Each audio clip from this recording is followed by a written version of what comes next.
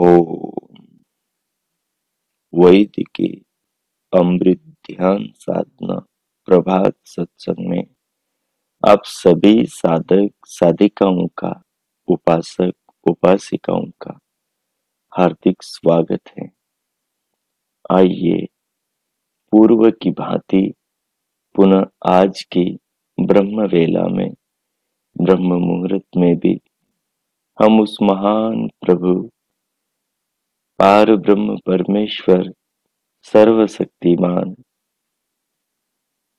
सर्वज्ञ सर्वव्यापक विधाता के महान निज नाम ओम का गान करते हुए उस महान प्रभु सच्चिदानंद भगवान के गुणों का ध्यान में चिंतन करते हुए जीवन और जगत में, शरीर और संसार में उस महान प्रभु के प्रेम को निहारते हुए अपने विवेक की आंखों से, ज्ञान के चक्षुओं से प्रभु की कृपाओं को जीवन पर बरसते हुए अनुभव करते हुए भगवान के इन पावन भावों के संस्कारों से अपनी आत्मा को, अंतःकरण को संस्कारित करेंगे। हमारा सबसे बड़ा सौभाग्य है कि हम मनुष्य हैं।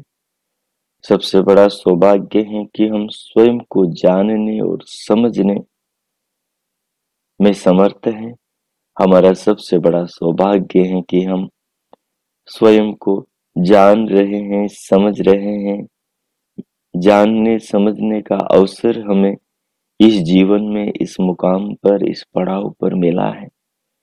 हमारा ये बहुत बड़ा भाग्य है, बहुत बड़ा सौभाग्य है कि हम भगवान का भजन, भगवान का ध्यान, चिंतन, उनके गुणों का कीर्तन, भगवान की भावना से ओतप्रोत अपने हृदय को, संपूर्ण व्यक्तित्व को करके अपने जीवन को प्रभु भावों से संस्कारित कर रहे हैं। ये हमारा बड़ा ही सौभाग्य है कि हम ब्रह्म मुहूर्त की इस अमृत वेला में उस अमर अमृत परमात्मा का अपनी अमर अमृत आत्मा से गुणगान कर रहे हैं।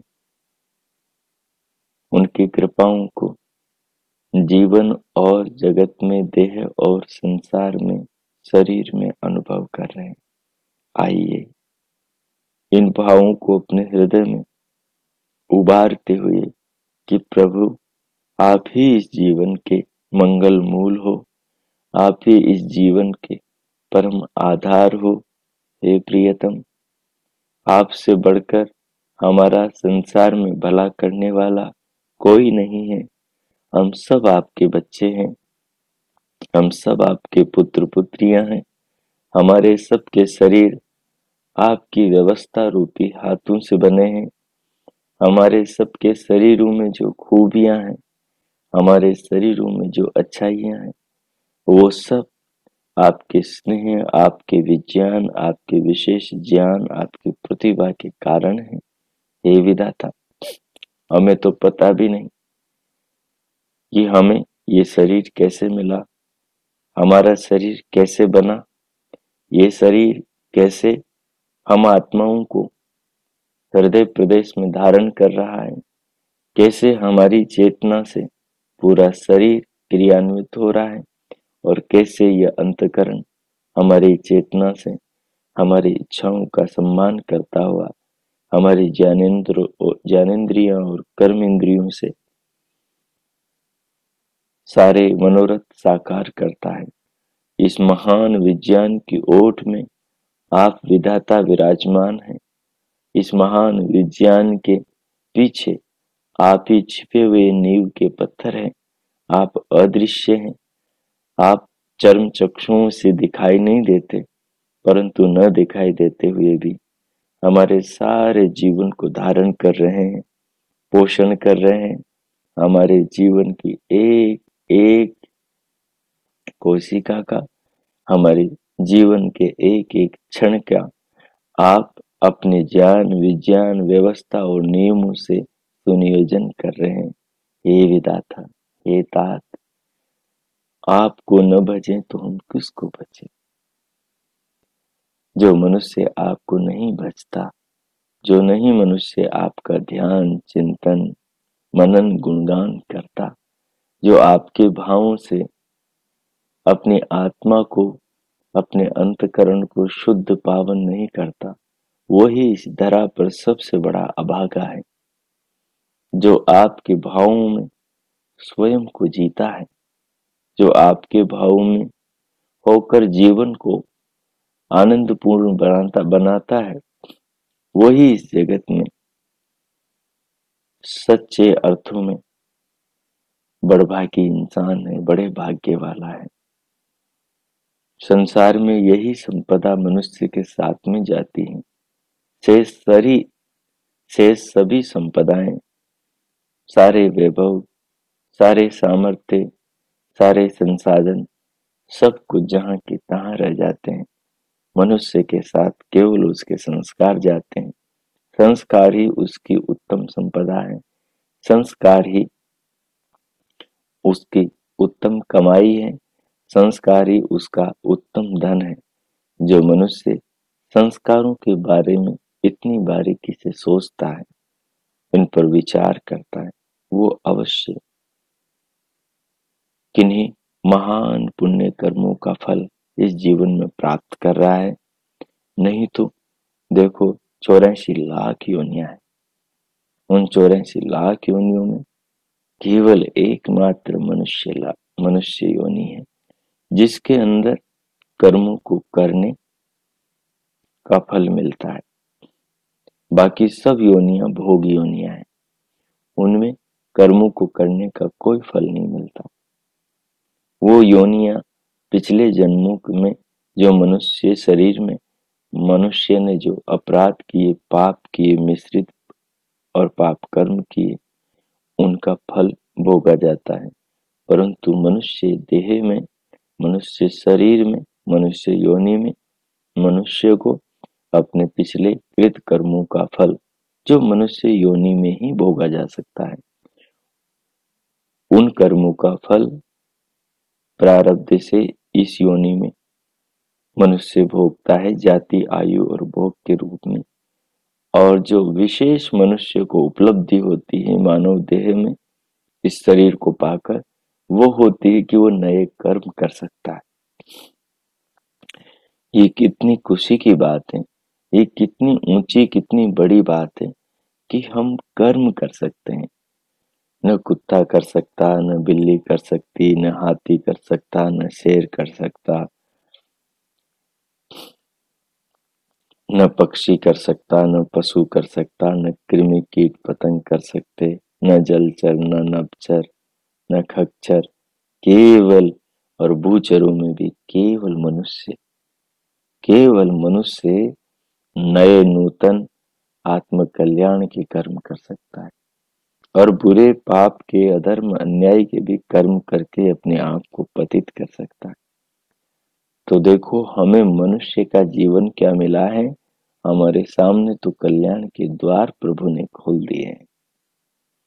अब हमें इतने अच्छे कर्म करने हैं कि हमें अपने कर्मों पर गर्व हो, अपने कर्मों पर हमें नाज हो, हमारे कर्मों पर भगवान भी हमारी पीठ थपथपाए कि वाह, शाबाश मेरे पुत्र, शाबाश मेरे पुत्र।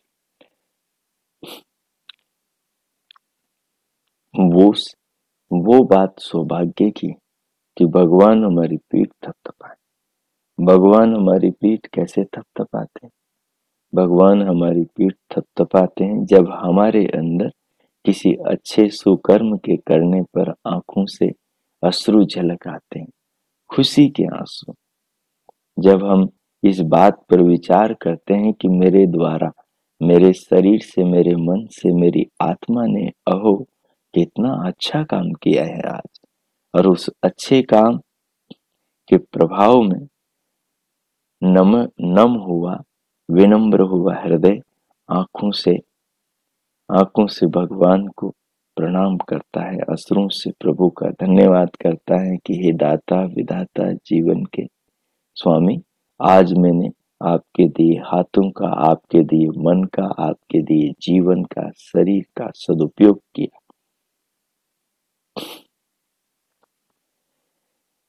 जब मनुष्य इस प्रकार करता है तो उसका हृदय निर्मल होता है,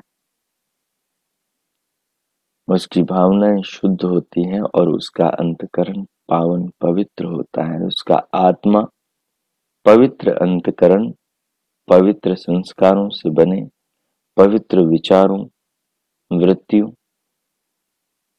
से जुड़कर तदाकार होकर स्वयं भी आनंदित स्वयं को अनुभव करता है।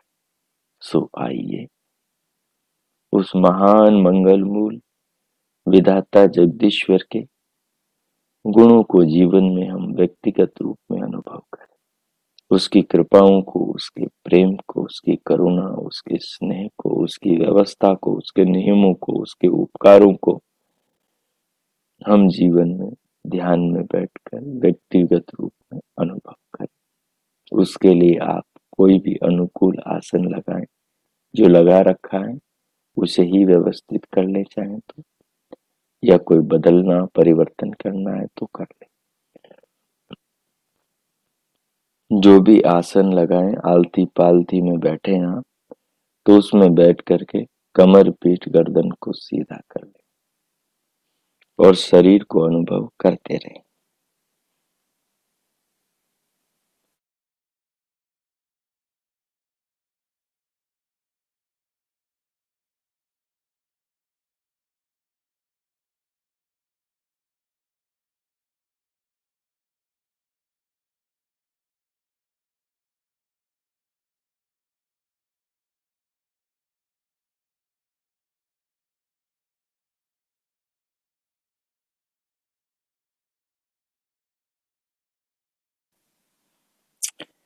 शरीर को अनुभव करते हुए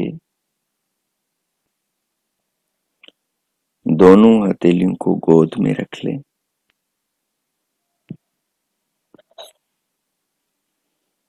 नेत्रों को बंद ही रखें, परंतु सबको सहज कर दें। सिर से पांव तक पूरी देह को, हथेलियों को, कंधों को, कलाइयों को, भुजाओं को, पीठ को, पेट को, छाती को, कटी प्रदेश को, जंघाओं को, घुटनों, पिंडलियों को, टखनों, एड़ियों को, तलवों को, पंजों को, सब शरीर को शिथिल कर दें, ढीला छोड़ दें। अंदर से स्वयं को जागरूक रखें, बाहर देह को अपने हाल पे छोड़ दें। तत्पश्चात अब बाहर से भीतर आने वाले प्राणों को अनुभव करें। नथुनों में अपने मन को फैला दें। बाहर से आने वाले प्राणों को लंबा गहरा लयबद्ध करें, पतला करें और फिर इस श्वास को धीरे धीरे अनुभव करें। जब श्वास धीरे धीरे भीतर लेंगे तो शरीर उठता सा अनुभव होगा, क्योंकि शरीर में श्वास जाएगी तो शरीर फूलता सा मालूम होगा। उसे अनुभव करें।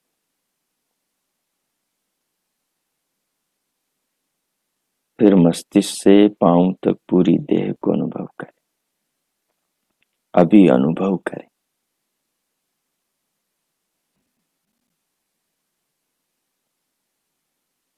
जब श्वास भर जाए तो फिर मन में प्रभु के नाम का जप करेंगे और जप के साथ पूरे शरीर को अनुभव करेंगे, क्योंकि प्रभु का नाम ओम है और ओम का अर्थ सर्वरक्षक है।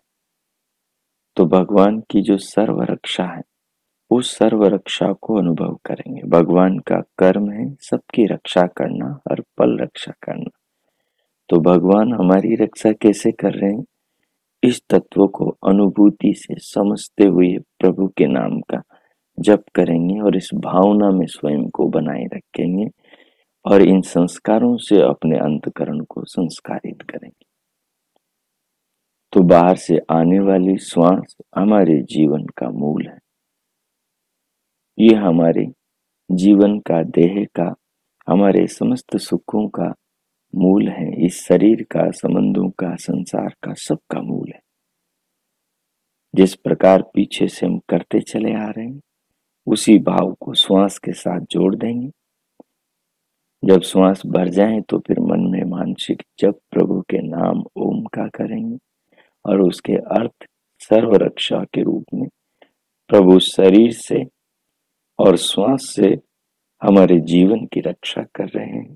इस तत्व ज्ञान को अपने भीतर अनुभूति से उत्पन्न होता हुआ अनुभव करेंगे।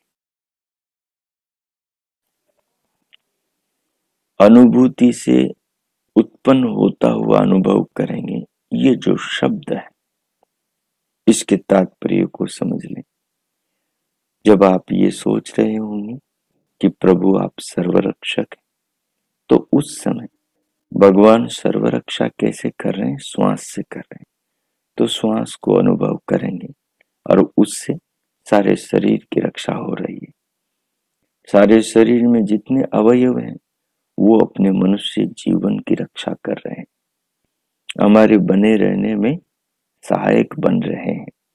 हमारे संसार को जानने, स्वयं को समझने, वेद के पढ़ने में, भगवान की भक्ति में, परिवार के भरण पोषण में, मनुष्य के जो कर्तव्य कर्म है उनके निर्वाह में, पुण्य कर्माशय के बढ़ाने में, पाप कर्माशय के घटाने में, अविद्या के नाश में और विद्या की वृद्धि में इत्यादि। इनमें जो भगवान की श्वास और भगवान का शरीर, भगवान का दिया अंतकरण, भगवान का मन, बुद्धि, ये सब जो सहायक बन रहे हैं, हाथ हैं, आंख हैं, कान हैं, पांव हैं, वेद का ज्ञान है, सब कुछ, इन सब को भीतर भाव के रूप में धारण करेंगे। प्रभु आप इन सब से मेरी रक्षा कर रहे हो। अब मैं मौन होता हूँ। 5 मिनट आप दत्त चित्त होकर प्रभु की भावना में ओतप्रोत होकर इसमें डुबकी लगाएंगे, इसमें लवलीन स्वयं को करेंगे, इसमें डूब जाएंगे, इससे स्वयं को ओतप्रोत कर देंगे। भगवान वेदव्यास कहते हैं, भगवान वेदव्यास वेदांत में कहते हैं कि जो मनुष्य भगवान में डुबकी लगाता है स्वाध्यायात, वो प्रभु में प्रभु के आनंद को पाता है और अपने आत्मा को पावन बनाता है। ऐसे व्यक्ति के लिए ही शास्त्र मुक्ति प्राप्ति का उपदेश देते हैं। तन्निष्ठस्य मोक्षोपदेशात्। तो आप कीजिए, अब मैं मौन होता हूँ। ओ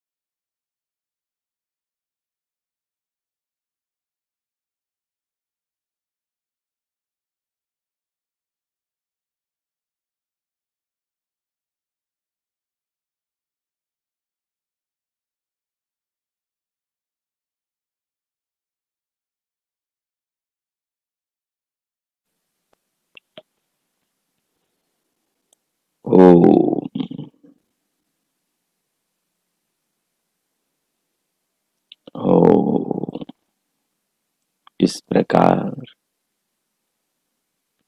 महान प्रभु भगवान सच्चिदानंद परमेश्वर के प्रेम को, करुणा को, उनकी व्यवस्था, उनके नियमों में, उनके उपकारों को, उनके स्नेह को देखते हुए, जानते हुए, सीधे शरीर में अपने मन से और आत्मा से अनुभव करते हुए भगवान के प्रति कृतज्ञता, श्रद्धा के भाव अर्पण करें।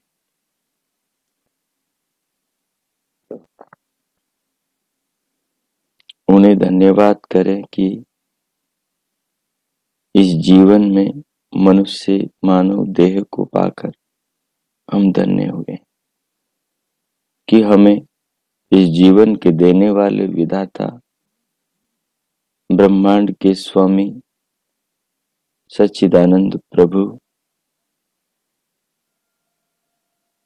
के गुणों का, उनकी कृपाओं का, उनके स्नेह का गान और अनुभव करने का सौभाग्य मिला।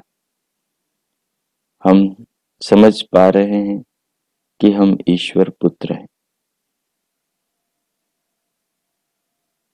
और ईश्वर से ही हम सबका पालन पोषण हो रहा है। हमारे सारे सुखों का, संपूर्ण व्यक्तित्व का यदि कोई आधार है पिंड और ब्रह्मांड का, तो वे प्रभु हैं। उन्हीं के बल पर, उन्हीं की व्यवस्था और नियमों पर ये सारा विश्व, संपूर्ण संसार टिका हुआ है।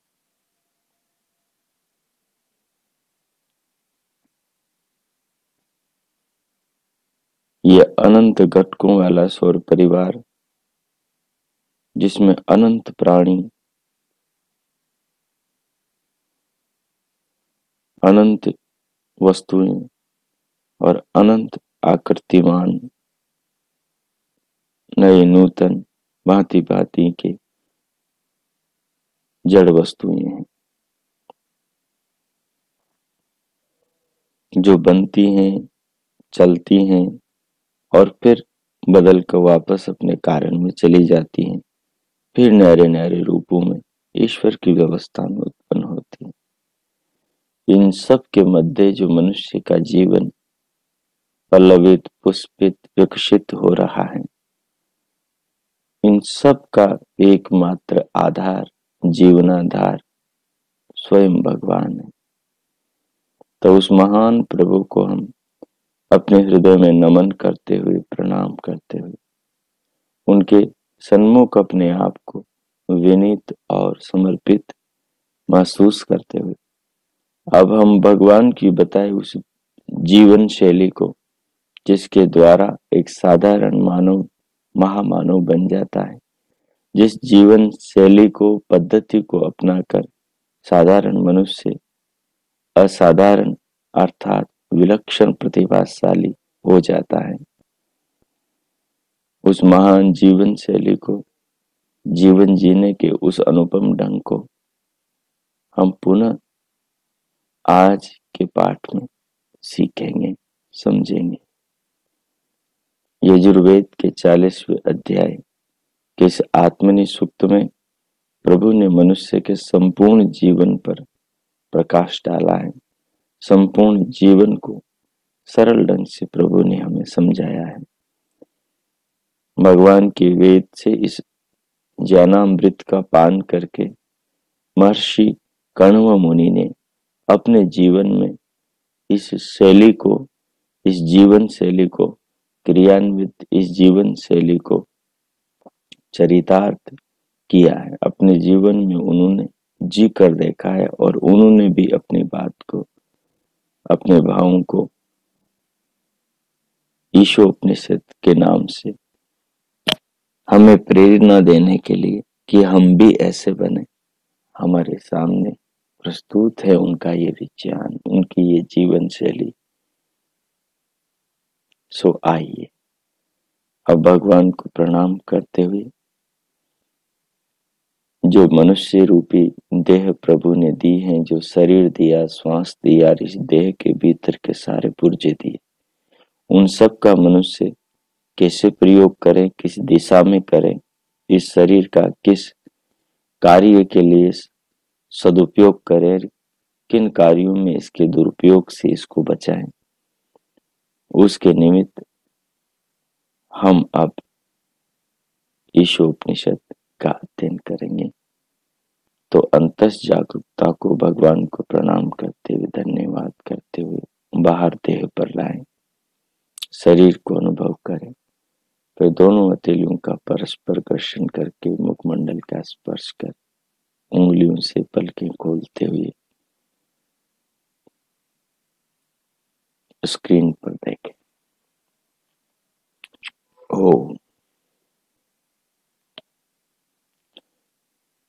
विगत दिवस हमने ईशोपनिषद के 9वें पाठ श्लोक 15 के पदार्थों पर विचार किया था। आज जो स्वर्गीय पूज्य रामनाथ वेदालंकार जी ने जो इस श्लोक का हिंदी आर्य भाषा में अनुवाद किया है, आज हम उसे पढ़ेंगे और उसमें जो इस श्लोक का स्वरूप बताया है, जो सीधा हमारे जनजीवन से जुड़ा हुआ है और जो हमारे सन्मुख एक दर्पण बनने वाला है, जिस दर्पण में हम अपने आप को देख सकेंगे कि इस श्लोक के दर्पण में हम कैसे हैं, इस श्लोक पर हम कितने घटते हैं। तो एक पंक्ति में तो ये बताया है कि हम संसार के अंदर जो आकर्षित करने वाले पदार्थ हैं, जो लुभावने पदार्थ हैं, उनके पीछे जो हम भागे चले जा रहे हैं अविद्या के वसात, भगवान हमें जगाएं और हम उनका पीछा छोड़ करके अपनी आत्मा के कल्याण के लिए दत्तचित्त होकर शरीर का और संसार का सदुपयोग करें। इसके लिए भगवान से भक्त प्रार्थना करता हुआ कहता है कि प्रभु जी, ये जो आवरण संसार में ये पदार्थों के ऊपर जो ढक्कन रखा है, जिसमें इन पदार्थों का स्वरूप छिपा है, उनको मेरे सामने अनावृत कर दो, उनके ऊपर से पर्दे उठा दो, ताकि उनके स्वरूप को पहचान सकूं और मैं इस जीवन को धन्य कर सकूं। उस पर हमने कल विचार किया था। अब आइए आगे श्लोक को एक बार फिर से दोहराएंगे। आप सब अपने अपने मन में और अपने यहाँ म्यूट रखते हुए इसका गान करें। ओम हिरण्मयेन पात्रेण सत्यस्यापि हितं मुखं तत्त्वं पूषन्न पावृणु सत्यधर्माय दृष्टये। ॐ हिरण्मयेन पात्रेण सत्यस्यापि हितं मुखं तत्त्वं पूषन्न पावृणु सत्यधर्माय दृष्टये। हिरण्मयेन पात्रेण सत्यस्यापि हितं मुखं तत्त्वं पूषन्न पावृणु सत्यधर्माय दृष्टये। इसके पदों पर और पदों के पदार्थ अर्थों पर कल हमने विस्तृत विचार कर लिया था। अब आज हम इसके भाव को पढ़ेंगे। तो नीचे देखेंगे। सुनहरे ढक्कन से सत्य का मुख ढका हुआ है। उसे है पूषा प्रभु, यानी सारे जगत के पोषण करने वाले भगवान का नाम पूषा है। पूषा का मतलब सबका पोषण करने वाला। तो कहा, हे प्रभु तुम खोल दो। क्या खोल दो? इस ढक्कन को जो बंद है, जो लगा हुआ है, जो कसा हुआ है, इस ढक्कन को खोल दो।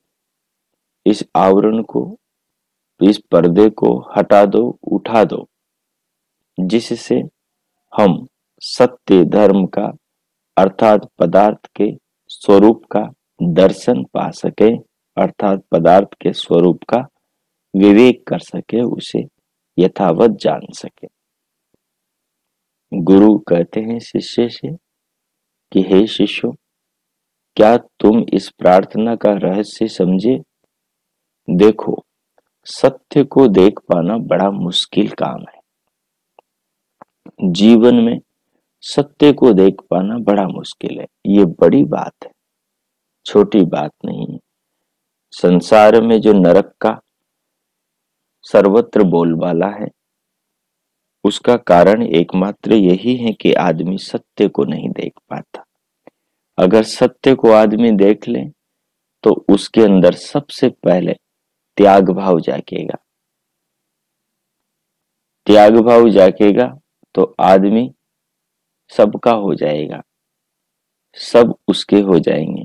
जब आदमी के अंदर संपूर्ण विश्व के प्रति परिवार भाव जागेगा तो फिर वो देवता बन जाएगा। दानवता उसकी छूट जाएगी, उसमें देवत्व आ जाएगा।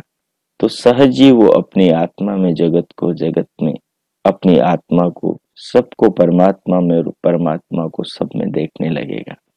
कब? जब उसमें सत्य का उदय होगा। इसलिए कहा गया है कि सत्य को देख पाना बड़ा कठिन है। सत्य को नहीं देखता है तो आदमी झूठ बोलता है। किस चीज के लिए? जो चीज कल रहने वाली नहीं है। और वो जो झूठ बोला, उस झूठ का परिणाम क्या होगा? जब उसका शरीर नहीं रहेगा, वर्तमान में झूठ बोलने से मिलने वाला सुख भी नहीं रहेगा, उसके बाद में भी उसका वो गलत पड़ा संस्कार रहेगा। और अगले जन्म में उस संस्कार का फल उसे इस जन्म में या अगले जन्म में कर्म कर्म के अनुसार अवश्य मिलेगा। जब आदमी इस प्रकार से सत्य को देखता है कि पदार्थ तो परिणामी है और इंद्रियों के सारे सुख परिवर्तनशील है।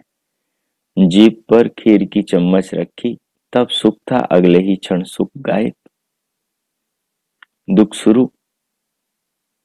मकान को जब बना रहे थे तो खूब पैसा लगाया, बाहर से उसकी सुंदरता को देखकर तो सुख मिल रहा है, लेकिन इतने बड़े मकान में जब झाड़ू पोछा करते हैं तो बड़ा दुख होता है। साफ सफाई, चीजों को व्यवस्थित रखना, मैनेज करना बड़ा कष्टदायक होता है। और नौकर रखेंगे तो नौकरों को काम पे लगाना, उनसे काम लेना, उनके काम न करने पर तनाव में रहना, सारी चीजें, उनसे भी बड़ा कष्ट होता है।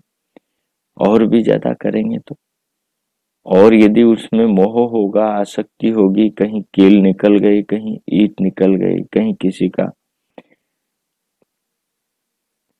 कुछ न कुछ किसी के हाथ से लग गई, तो फिर देखो आदमी के मन की क्या दशा होती है। ये सब के पीछे कारण क्या है? सत्य के मुख का न देखना। यदि सत्य के मुख को देख लिया तो फिर किसी के जन्मने से और किसी के मरने से दुख नहीं होगा, न फिर अपने मरने का डर होगा, न फिर अपने जन्मने का भय होगा।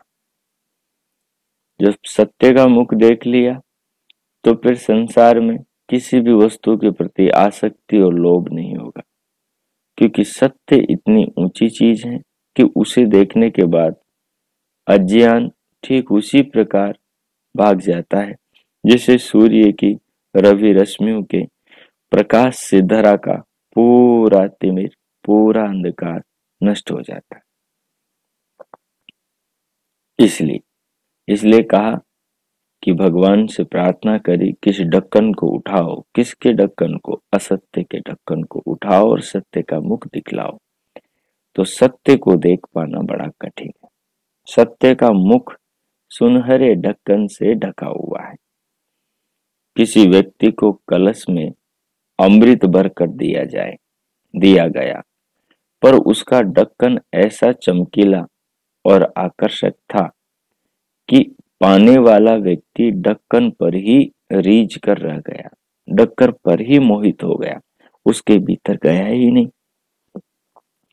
उसी को प्राप्तव्य वस्तु समझने लगा। ढक्कन खोलकर अमृत की बूंद चखने की उसने आवश्यकता ही नहीं समझी। ऐसी ही स्थिति अधिकतर सांसारिक लोगों की है। सत्य के ऊपर पड़े चमकीले आवरण पर ही वे मुग्ध हो जाते हैं, सत्य तक पहुंच ही नहीं पाते। अपने सब की यही स्थिति है। हम सत्य पर कहाँ पहुंच पाते, हम शरीर पर अटक जाते हैं, हम शरीर के नाज नखरों पर अटक जाते हैं, हम शरीर के सारा सजाने संवारने पर अटक जाते हैं, हम शरीर के स्वास्थ्य पर ही अटक जाते हैं, हम उसके व्यायाम आदि पर अटक जाते हैं, हम शरीर के सजाने संवारने की आवश्यकता पढ़ने आवश्यक वस्तुओं के संग्रह में ही अटक जाते हैं। यही होता है जीवन में। हम देखते हैं, पूरे संसार में झांकते हैं, घर घर में झांको, एक एक व्यक्ति की खोपड़ी की खिड़की खोद कर देखो, सबके दिमाग में यही भरा मिलेगा। दिमाग को नहीं खोल सकते, क्योंकि दिमाग में जो है वही इंसान हाथों से कर्म करता है, वाणी से बोलता है, आंखों से इधर उधर देखता है, कानों से वही सुनता है। इसका मतलब पता लग जाता है कि आदमी के दिमाग में क्या भरा है। तो इसलिए कहा कि हम बाह्य चीजों पर मुक्त न हो। शरीर ढक्कन है आत्मा का, शरीर ढक्कन है आत्मा का। ये सारी जो इंद्रियां, ज्ञानेंद्रियां हैं, ये सब भी ढक्कन है। इन सबको खोलेंगे हम, अर्थात इन सब का हम सदुपयोग करेंगे, ज्ञान के अनुसार इनका उपयोग करेंगे, तो ये ढक्कन अविद्या का खुलेगा। ये अविद्या की कालीमा, ये बदरियां छटेगी, हटेगी, नष्ट हो गई। ज्ञान के प्रकाश में ये सब अंधकार तिमिर का नाश होगा। लेकिन कब? जब हम प्रार्थना करेंगे। और प्रार्थना का मतलब क्या होता है? पुरुषार्थ करना, परिश्रम करना। जो विधाता ने दिया है शरीर में शक्ति, साधन, दिमाग और वेद का ज्ञान, उनके अनुसार जब हम पुरुषार्थ कर्म करेंगे तो फिर ढक्कन हटेगा, फिर ढक्कन खुलेगा। क्योंकि बिना प्रार्थना के ढक्कन नहीं खुलेगा। और प्रार्थना का मतलब पुरुषार्थ होता है। जब पुरुषार्थ करते करते पसीना पसीना हो जाता है आदमी, फिर भी किसी कार्य में सफलता नहीं मिलती, तो उसका पड़ोसी बिना बुलाए खुद चला आता है और मदद करता है। जहां मदद इंसान से न हो, जो काम आंतरिक हो, तो वहां मदद भगवान करते हैं। जब इंसान असमर्थ होता है, तो फिर जो भगवान के हिस्से का काम है वो उसे भगवान कर देते हैं और इंसान का काम सिद्ध हो जाता है। इसलिए प्रार्थना करी है, मतलब पुरुषार्थ का संकल्प लिया है कि ये मैं करूंगा। क्या काम करेगा? क्या काम करेगा? भगवान से क्या प्रार्थना करी कि ये जो सत्य के ऊपर ढक्कन है असत्य का, अविद्या का, इसे हटा दो, मतलब इसको हटा दो। भगवान कैसे हटाएंगे? भगवान कैसे हटाएंगे? क्योंकि भगवान ने हटाने के सारे साधन अपने शरीर में रख दिए। प्रभु ने खुद कहा मनुष्य को, उद्यानम ते पुरुष नाव अवयातुम अनयातुम जीवा तुम ते दक्षता तिम कृणु। तुझे संसार में जीने के लिए, दक्ष होने के लिए, योग्यता प्राप्त करने के लिए, प्रतिभाशाली बनने के लिए, अपने उद्देश्यों की पूर्ति के लिए मैं दक्षता, योग्यता, प्रतिभा और उन चीजों को पाने के लिए साधन प्रदान करता हूँ। वो साधन क्या है? अपना अंतःकरण, शरीर है, बुद्धि है। और इन साधनों का सदुपयोग कैसे होता है? ज्ञान से, वेद के ज्ञान से, विद्वानों के, ऋषियों के मार्गदर्शन से होता है। तो इनकी प्राप्ति में और इनको प्राप्त करके जीवन पर इनका प्रयोग करना ही ढक्कन को खोलना है। यही प्रार्थना है, ये संघर्ष,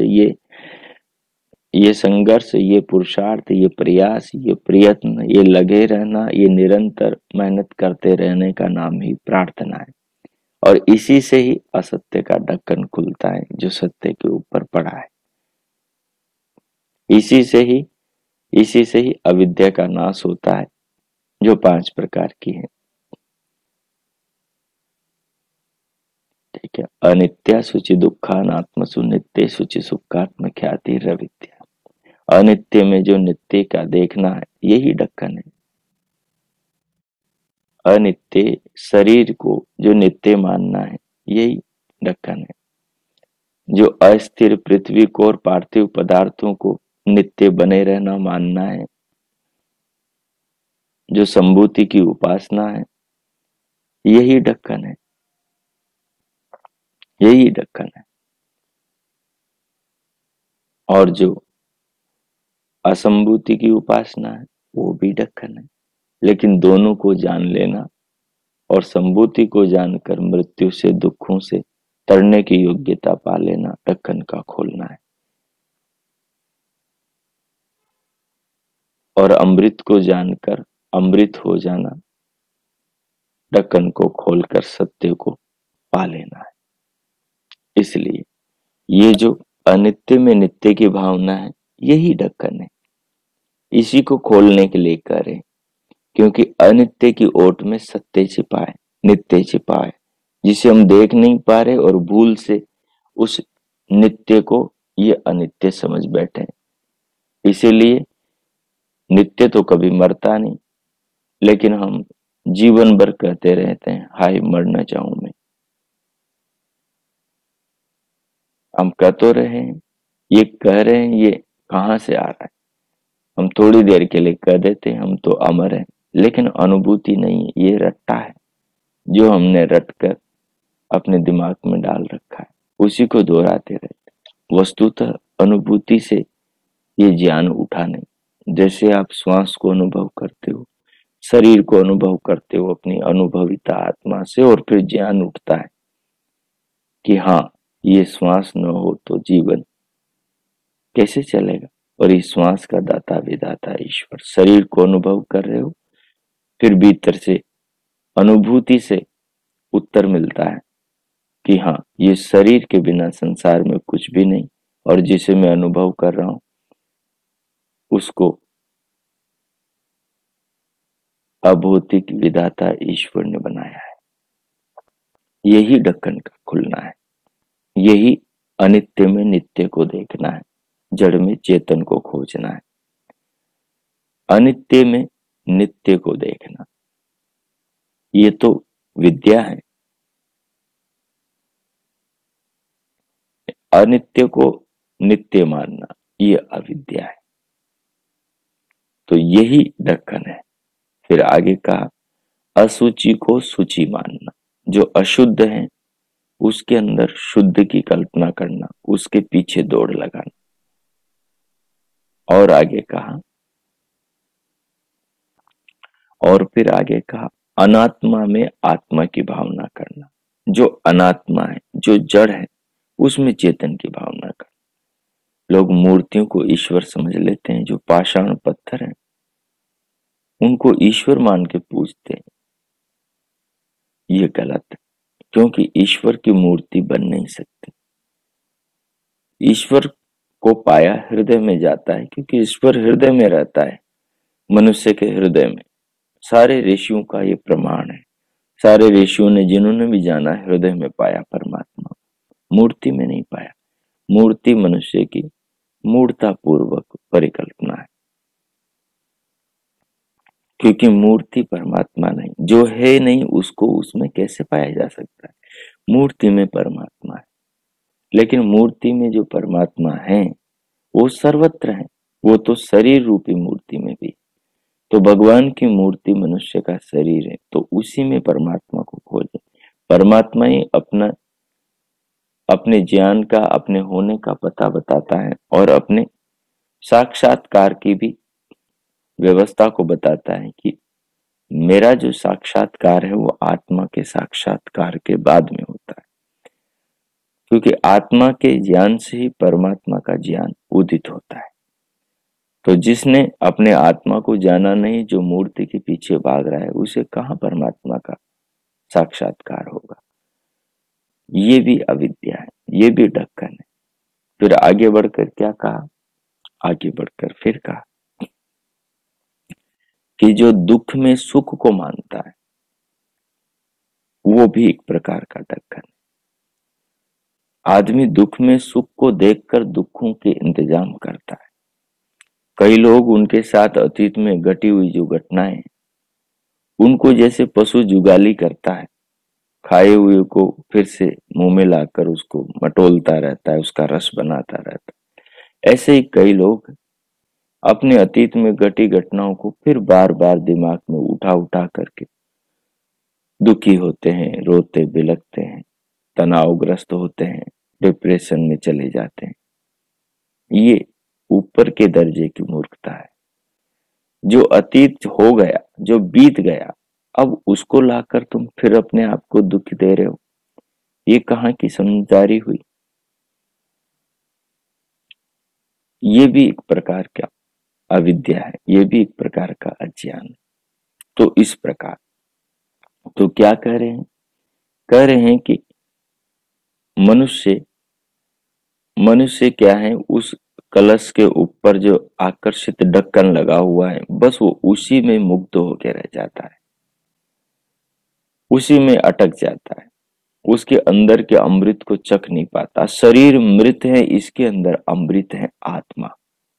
शरीर अपना मृत है, परिवर्तनशील है, पांच भौतिक है, टिकने वाला नहीं है, पर शरीर में अमृत है, आत्मा है अपना। शरीर कलश है, इस कलश रूपी शरीर में जो आत्मा है वो अमृत भरा है, और उस आत्मा से उस परमात्मा को जाना जाता है जो चित्त में आत्मा के अंदर बैठा हुआ है। तो अमृत तो कलश के अंदर है, जीवन कलश, देह कलश के भीतर अमृत है। आत्मा अमृत, परमात्मा अमृत, उसी अमृत की साधना का नाम ये अमृत साधना है जो हम करते हैं। तो इस शरीर रूपी कलश में मुक्त न होना, इसके पार, इसके भीतर भी झांकना, पारदर्शी होना। पारदर्शी वही होता है जिसके पास में विवेक आता है। विवेक की आंख से मनुष्य वो देख लेता है जो चर्म चक्षुओं से नहीं दिखाई देता। सो आई इस पर आज विचार कीजिए पूरे दिन भर कि हमारे ऊपर कितने ढक्कन लगे हुए हैं और हम कितने ढक्कनों में मुग्ध हुए पड़े हैं। अपनी डायरी में लिखे कि हम किन किन ढक्कनों पर मुग्ध हुए हैं, मोहित हुए हैं। कितने ढक्कनों में हम पूरी तरह अपने आप को डुबोए हुए हैं, उनके बिना हम एक पल भी दूर नहीं रह पाते।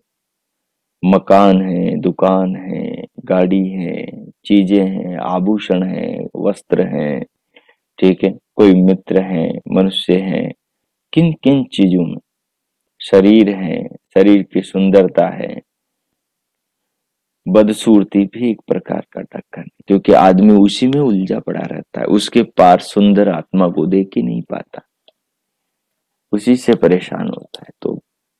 तो ये ढक्कन एक नहीं, हजार है, अनगिनत है। जितने समझ में आएंगे, जैसे हजार चावलों में से एक चावल को देखा जाता है, वो पक गया तो समझ लिया जाता है अब सब पक गए। तो ये ढक्कन समझ में आ जाएगा जीवन में 5, 50, 100, 200 वस्तुओं में, तो फिर उनसे जुड़ी सारी चीजें समझ में आ जाएंगी, सब जगह के ढक्कन खुल जाएंगे, सत्य का मुख दिखाई देगा, अमृत चख पाएंगे हम। इसलिए इस ढक्कन को जीवन में देखने का प्रयास करेंगे कि जीवन रूपी ये जो कलश है, इसमें अमृत, आत्मा और परमात्मा है, और हम मुक्त हुए पड़े हैं शरीर के आकर्षण पर, शरीर के जरूरतों पर, शरीर को संसार में बस केवल शरीर की आवश्यकताओं पर ही दौड़ाए जा रहे हैं। तो इस पर विचार करेंगे। अब पाठ को यहीं पर आज विराम देंगे। अब 1 मिनट मौन होंगे, भगवान का ध्यान करेंगे, इस सब बातों पर विचार और प्रभु को धन्यवाद करेंगे।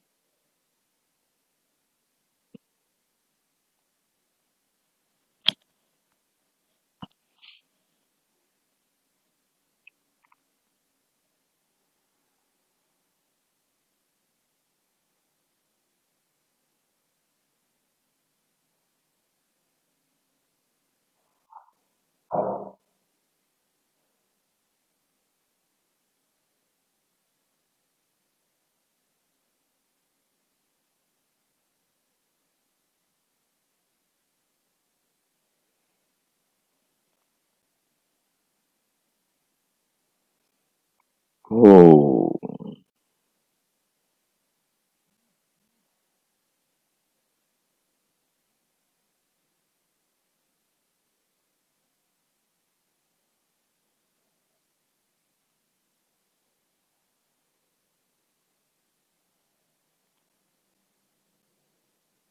ओ इस प्रकार प्रभु का धन्यवाद करते हुए, चिंतन को आत्मसात करते हुए अब शांति पाठ करें। ओम ओम ओम शांति शांति शांति। ओम ओम। आप सबका आज का दिन शुभ हो, मंगलमय हो। प्रभु से सबके लिए बहुत बहुत मंगल कामनाएं। हमने जो चिंतन किया है वो हमारे जीवन में साकार हो, उस परिणाम तक, आत्म उन्नति के उस शिखर तक हम पहुंचे। इसके लिए हम खूब मेहनत करें, पुरुषार्थ करें, स्वाध्याय, साधना और उत्तम श्रेष्ठ कर्म करें। अपने जीवन को, परिवार, समाज और राष्ट्र को श्रेष्ठ बनाएं। पूर्ण भगवान से सबके लिए बहुत बहुत मंगल कामनाएं। इति ओम शांति। अब दोनों हथेलियों में परस्पर घर्षण करेंगे, पूरे मुखमंडल का स्पर्श करेंगे, उंगलियों के मध्य से पलकें खोलते हुए भीतर से बाहर आ